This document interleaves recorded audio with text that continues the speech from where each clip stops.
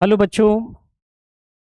बच्चों, आज हम लोग कुछ इंपॉर्टेंट टॉपिक को डिस्कस करने जा रहे हैं बोर्ड एग्जाम के पॉइंट ऑफ व्यू से। अब देखो, हम लोग अगस्त मंथ ऑलमोस्ट एंड पर हैं, यानी मोर और लेस 10 डेज बाकी है।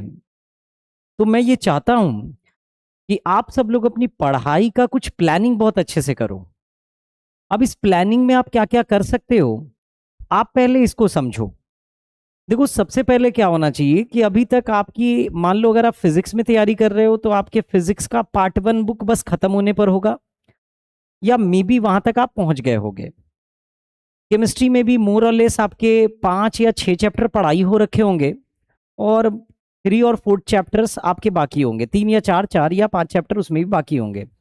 मैथ्स में भी लमसम 60-70% सिलेबस आपका कवर हो गया होगा।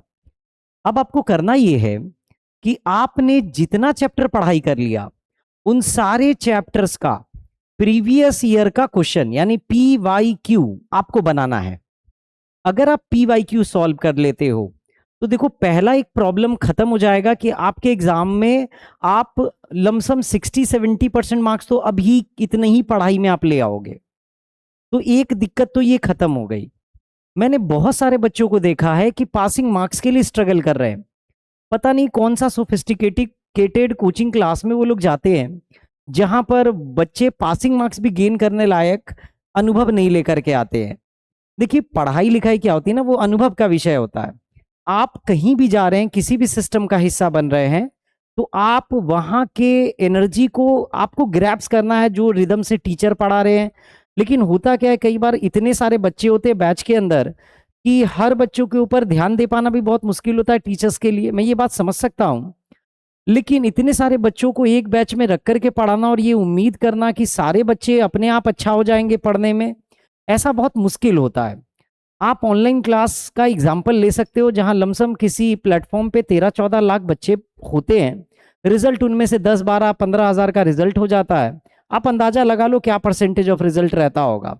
बाकी बच्चे जिनका रिजल्ट नहीं हुआ, एक्चुअली में वो बच्चे पहले से ज्यादा बर्बाद हो चुके होते हैं। लेकिन खैर, अभी मैं उस चीज पे नहीं जाना चाह रहा हूं। मैं अभी आपके एग्जाम पॉइंट ऑफ व्यू से बात करने आया हूं। तो देखो, आप एग्जाम्स के लिए क्या तैयारी करो ताकि आने वाला जो एग्जाम आपकी फरवरी 2027 में होने वाली है, आप अच्छा स्कोर कर पाओ। देखो, हमारे पास कुछ गार्जियन कई बार ऐसे आते हैं जहां पर कहते हैं कि सर, मेरा बेटा जो है ये स्कोर किया सर, सर अभी कंपार्ट भी वापस दिया सर, ये स्कोर किया सर, कुछ हेल्प कर दीजिए। तो बच्चे से जब मैं बात करता हूं तो मुझे आइडिया लगता है कि बच्चे का बेसिक समझ भी कुछ भी नहीं है। अब देखो, इसमें परेशान कौन हुआ, किसकी वजह से क्यों हुआ ऐसा, बच्चा क्यों ऐसा हो गया, अब ये सब करने का विषय हमारे पास नहीं होता है। कि इतना टाइम नहीं होगा कि हम फॉल्ट ढूंढे सब में। तो देखो, अल्टीमेट तो दिक्कत बच्चे में ही है। अगर देखा जाए तो अल्टीमेट कौन जिम्मेवार है, तो अल्टीमेट बच्चा ही जिम्मेवार है। लेकिन होना क्या चाहिए था, होना तो कम से कम ये चाहिए था कि आप कम से कम किसी एक टीचर की बात मान करके आप ढंग से तैयारी करते। तो मैं यहां पर आपके तैयारी में सहयोग करने आया हूं। मैं उम्मीद ये कर रहा हूं कि मैं जो ब्लूप्रिंट बना के आपको दे रहा हूं कि आप ऐसा ऐसा करो, आप इसको फॉलो करो। तो आज से एक नियम बनाओ कि मैं हर चैप्टर का PYQ बनाऊंगा, जो भी चैप्टर हमारे पढ़ाई हो गए। लाइक अगर फिजिक्स में हमारा इलेक्ट्रोस्टैट्स पढ़ाई हो गया, करंट इलेक्ट्रिसिटी पढ़ाई हो गया, मूविंग चार्ज एंड मैग्नेटिज्म पढ़ाई हो गया, फिर से हमारा कंडक्टर की वजह से मैग्नेटिज्म पढ़ाई हो गया, अर्थ मैग्नेटिज्म पढ़ाई हो गया, यानी मैग्नेटिज्म एंड मैटर पढ़ाई हो गया, उसमें अर्थ मैग्नेटिज्म का पोर्शन अब CBSE में नहीं है। इलेक्ट्रोमैग्नेटिक वेव्स पढ़ाई हो गया, AC करंट पढ़ाई हो गया। अगर इलेक्ट्रोमैग्नेटिक वेव भी पढ़ाई हो रखा है तो आप इन सब टॉपिक का क्वेश्चंस आप क्या करोगे, पिछले ईयर्स का बनाना शुरू करो। 2023, 24, 25 और 26 यानी लास्ट ईयर का जो एग्जाम हुआ था फरवरी मार्च में, आप उसका भी क्वेश्चन बनाओ। ये पहले अटेम्प्ट में आप अपना काम शुरू कर दो। ये तो गई फिजिक्स की बात। केमिस्ट्री पे आते हैं। मान लो कि केमिस्ट्री में आपके पूरे फिजिकल केमिस्ट्री पढ़ाई हो गया, लेट अस एज्यूम कि आपका सॉल्यूशन पढ़ाई हो गया, आपका इलेक्ट्रोकेमिस्ट्री पढ़ाई हो गया, आपकी केमिकल काइनेटिक्स पढ़ाई हो गई, और मान लो कि ऑर्गेनिक के भी कुछ चैप्टर अभी अगस्त मंथ तक तो हो ही गए होंगे। बहुत सारे बच्चों के हेलोल्केन्स, हेलोअरीन्स हो गए होंगे, अल्कोहल फिनॉल ईथर हो गए होंगे, कोऑर्डिनेशन कंपाउंड्स भी हो गए होंगे। अब आप अगर PYQ बनाना शुरू करते हो, previous year question, day by day एक समय बनाओ जहां पे apart from coaching, apart from your school, आप एक टाइम दो जिसमें प्रीवियस ईयर के क्वेश्चन आप डेली बेसिस पे बनाओ। मैं ये नहीं कह रहा हूं कि आप बहुत सारे क्वेश्चन एक बार में ही बनाने लगो, आप 1-1.5 घंटा निकालो जिसमें आप प्रीवियस ईयर के ही क्वेश्चन बनाओगे। 2 क्वेश्चन फिजिक्स का पकड़ो, 2 क्वेश्चन केमिस्ट्री के पकड़ो, 2 क्वेश्चन मैथ्स के पकड़ो, लेकिन बनाओ। प्रीवियस ईयर का क्वेश्चन बनाने से आपका कॉन्फिडेंस बिल्ट होता है। आपका कॉन्फिडेंस बिल्ट हो गया कि हाँ, अब एग्जाम का प्रेशर मैं झेल पाऊंगा, और एग्जाम में किस तरह के क्वेश्चन आ रहे हैं आप उससे फैमिलियर होते चल रहे हो।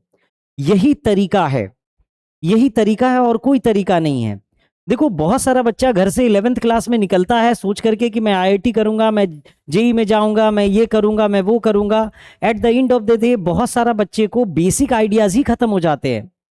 ना वो ढंग से कोचिंग क्लास में ध्यान दिया, ना वो ढंग से स्कूल की पढ़ाई में ध्यान दिया, और ना ही वो अपने रिवीजन को ध्यान दिया। अब देखो, 12th क्लास के लिए मुश्किल से 5 महीने बचे हुए हैं। इन 5 महीनों में मेरी बात मान करके, मेरी बात मान करके आपने PYQ शुरू कर दिया बनाना, तो आपका स्कोर कम से कम तो इतना आ ही जाएगा कि 60% से ऊपर होगा। पहला चीज तो एक बैरियर खत्म हुआ आपका।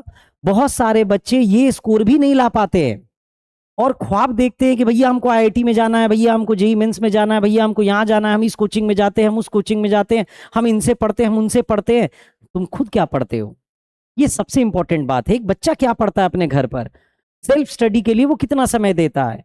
प्रॉब्लम यह है कि मेरी जितनी बात होती है बच्चों से, मैं देखता हूं कि बच्चे का सेल्फ स्टडी ही गायब है। आप बच्चे से कोई रैंडम क्वेश्चन पूछो, इजी इजी भी, तो बच्चा थोड़ा आसमान देखने लगता है, थोड़ा इधर थोड़ा उधर करने लगता है, यानी वो नहीं बता पा रहा होता है कि इसका आंसर क्या होगा।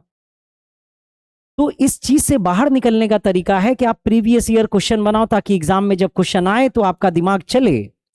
हो क्या रहा है कि बहुत सारे बच्चे अपने मोबाइल फोन पर इतने बिजी हो गए हैं कि वो सोचने समझने का जो पैटर्न होता है ना, प्रॉब्लम लेकर के प्रॉब्लम बनाने की कैपेबिलिटी, वो खोते चल रहे हैं।